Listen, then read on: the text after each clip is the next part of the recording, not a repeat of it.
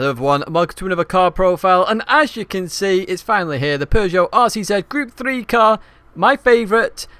As you've seen on the channel, because I race it all the time, I'm finally doing the BoP test on this car. So it's a mid-engined rear wheel drive car, turbocharged as well. It looks fantastic and it's going to be an interesting one because obviously I race it all the time and we're doing the 4 tracks which I really enjoy. So obviously I've raced this car a lot on these tracks. So potentially it's at a disadvantage in this entire thing because I'm obviously going to perform better in this car than most other cars. But even so, with that in mind, we're still doing the BoP test. We'll see where it comes and then we can make our judgments for ourselves. You can make your own judgments and you know, we can see how it's actually fared up versus other cars. But we've seen this a lot already, so let's jump to Brands Hatch. So Brands Hatch, obviously it's quite a fast flowing circuit. It does require handling in some sections. Obviously this first part is a mixture of handling and speed as you cross the line. Going to Druids, absolutely no issue. Interestingly, no issue on the exit of Druids. As you see, I'm in second gear, full throttle.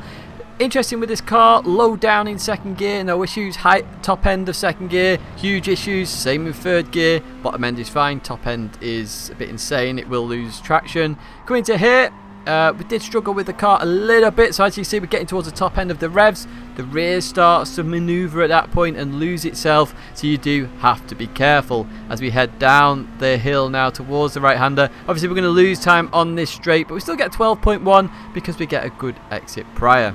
So through there we go, very high apex speeds at this point of course because it's a handling car, so this is where it benefits itself.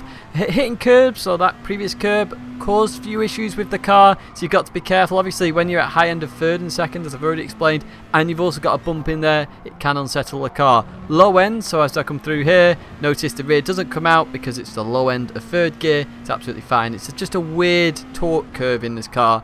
The brake horsepower is at the end, you rev it to the limit, but the torque curve, its peak torque is very early on and it stays fairly stable throughout, which I assume is why it's so stable. Get a 122.5 there, and overall we get a 122.2, so it's right in the thick of it, to be honest, the RCZ. Now again, we could be pushing it higher than normal because we've done that combo several times in that car, and that's why it's perhaps pushing the 122.2s, maybe not the 0.3, where I would have more expected it to be slightly slower than most things because it is quite a fast circuit. As we go to Dragon Trail, obviously this is a fast circuit, so curb abuse, it can handle curbs fairly well, this car. There's no real issues. The main issue with the car is the second, third gear, top end of it. It does make it very loose at that point, and obviously that's where most of the horsepower is. But you can get stability lower down. So as you accelerate out of here, notice how initially it was fine, and then the rear will start to come out a little bit. 32.8 sector 1. Now I got a lot of 32.8s here, and really that's probably going to be very close to the limit of the car for that sector. Obviously we've seen a 32.5 there several times, so it struggles, and that's because of the start of the lap. You know, you're hitting top end. It's a very slow car in a straight line, this car, so it's going to struggle as we come down to this right hand. Obviously we're going to test stability here. Now obviously it's going to be the bottom end of second, so look at this, straight on the power, absolutely no issues. As you build up the revs, the rear may start coming loose, but even so, because you're already on the power and you've already settled the car, it's actually fairly balanced through there. Obviously it's a handling car, so it can handle the chicane, absolutely no problem. Full throttle through there most of the time. Towards the end of the Dragon Trail session, I was hitting it quite a lot, but I was really pushing the limits, trying to get as fast as I could into the 36s. I'd say I was really pushing this car. I wasn't sandbagging because, you know, I could have sandbagged and made it look really bad, but I wanted to push the limits, even though it's gotten a serious disadvantage in the fact that I use this car all the time. So in the end we actually do get into the 36s with our optimum, a 136.9 there. Again, we're looking for optimums. I say this in every video, not necessarily fastest lap. I just show you the fastest lap as we go to Interlagos now. Now you can see my optimum is already very, very quick, a 130.595. The key to this, believe it or not, is the middle sector. Now I already knew it was going to be the fastest in the middle sector, this car, because obviously you've seen a couple of races here already in the RCZ Gr.3 car. I've done this combo so much, I know exactly where the strengths and weaknesses are straight away in this car, and the middle sector, it absolutely flies. First sector, it struggles a little bit, which is why it can't make the 22s because of the top end speed, and likewise in the last sector, it's going to struggle as well, unlike the SLS the other day, where that was where it got new records for the track basically. Here we're going to get a new record in the middle sector, so through there we go. You can see the car is so balanced. Towards the top end of third gear, the rear starts to lose itself a little bit in that right-hander. Of course, we're testing undulations here. And handling, of course, because this is the middle sector is all about handling. Again, exiting no problem, but as you get towards the top end of the second, then start to have issues with the car. Into this right-hander, again, very stable. And as you exit here initially, absolutely no problems. Look at that. Most cars will struggle with a bit of oversteer and wheel spin. That doesn't happen in this car because of the bottom end of the rev range. Now, obviously, as I got towards the top end of third gear, during that left-hander, it starts to struggle because it hits the bump as well, unsettles the car quite a lot.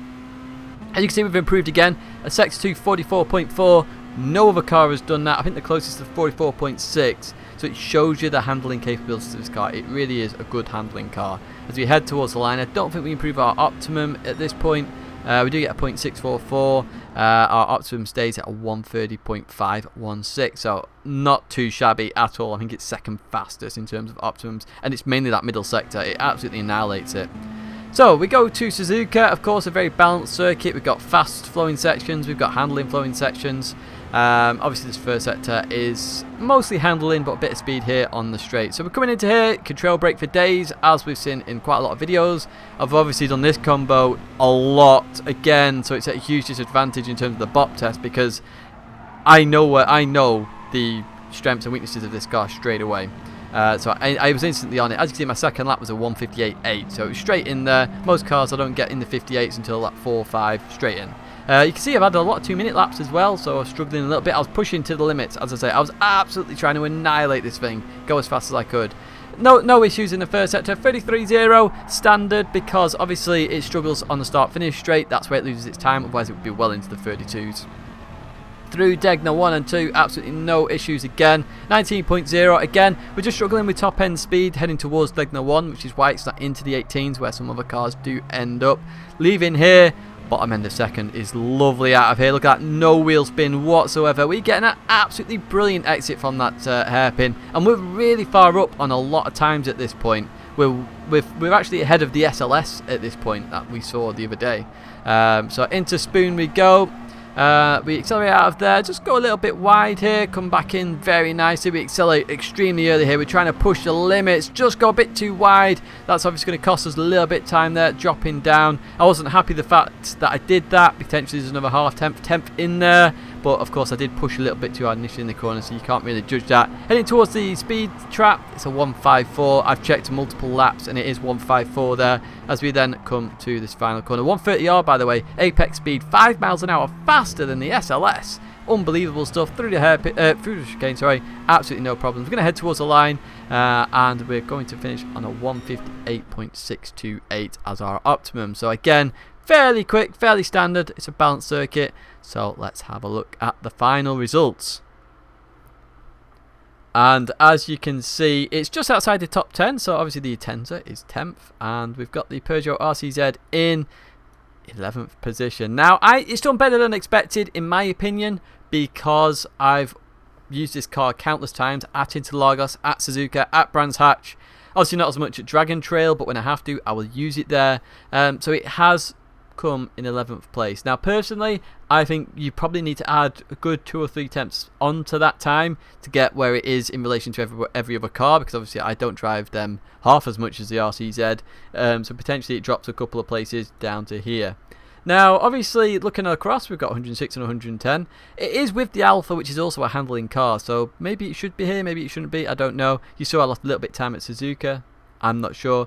But obviously, Interlagos is the biggest gain in this car, and that's because I've obviously driven that a lot, and fairly recently as well. It's a massive gain there. The other circuits are expected, so obviously 154 mile an hour sort of on the speed trap. It is slow. Now, what they probably need to do is reduce the handling a little bit and give it a bit more speed, because when you're racing other cars, you literally can't overtake. You can't overtake in this car. It is very, very, very difficult, and obviously in a corner, it may be really good at doing corners, but the minute you get onto a straight, the slipstream, bang, everyone overtakes.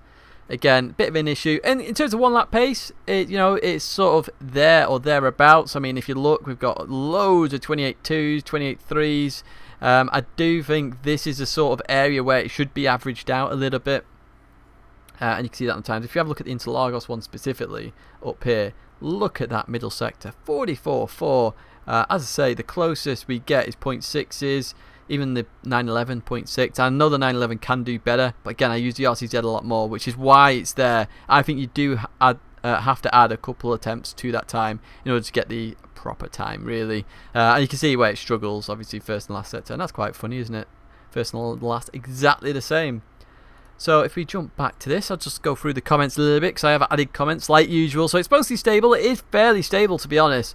Has issues at the top end of second and third, and they are issues at second and third. You've got to be careful of that. However, as I say, at the bottom end of the gears, second and third, it's very stable for the class in general. And I think that's because of the strange torque curve that it's got. Undulations of bumps can slightly unsettle the car, especially if you're at the top end of the rev range. It then becomes a big issue. And it's very much a handling car, as you've seen by the fact of the middle sector Interlagos. It is a handling car, and it really struggles on the straight. So that's where a lot of people will overtake you in race pace. And we are going to look at race pace in a little bit more detail in separate videos once we've done our BoP test. And once the car does lose its rear, it can be difficult to catch. I experienced that several times. I've even spun. You saw my Suzuka times in the 2 minutes. I was really pushing hard, potentially overdriving the car a little bit to get you the best outcome I can in this car, because obviously I understand it very, very well. So it can be difficult to catch. So what's next?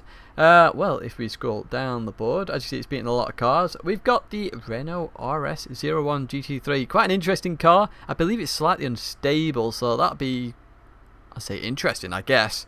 We're going to do one a day, as I say. So but there's actually potentially going to be 2 out on one of the days going into next week, because I want to be done by Wednesday with these initial tests, and then I'll do the retests with the new wheel once I'm up to speed. So how many have we got then? 1, 2, 3, 4, 5, 6. So we've got 6 retests as well, but I'm not going to do an individual video on each of those, because obviously video editing takes a lot of time, which is why this takes a lot of time.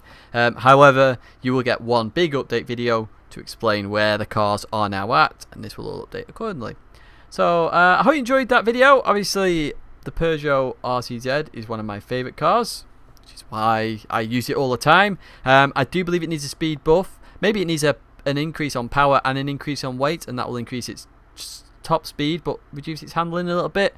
I think that might be better in terms for the car, because I do think it needs an increase. I think any car with 154 as its speed trap needs to get a little bit higher. They all need to be very similar, and 157s need to come down a bit. So 155, 156 I think is more acceptable. Anyway, I hope you enjoyed this BoP test. I'll say there'll be another one tomorrow. My logo's there if you want to subscribe. There's a video playlist of every other BoP test we've done. As you can see by this, we've done absolutely loads now. I explained the cars in each of them as well. But as I say, thanks very much for watching. I will see you in the next video.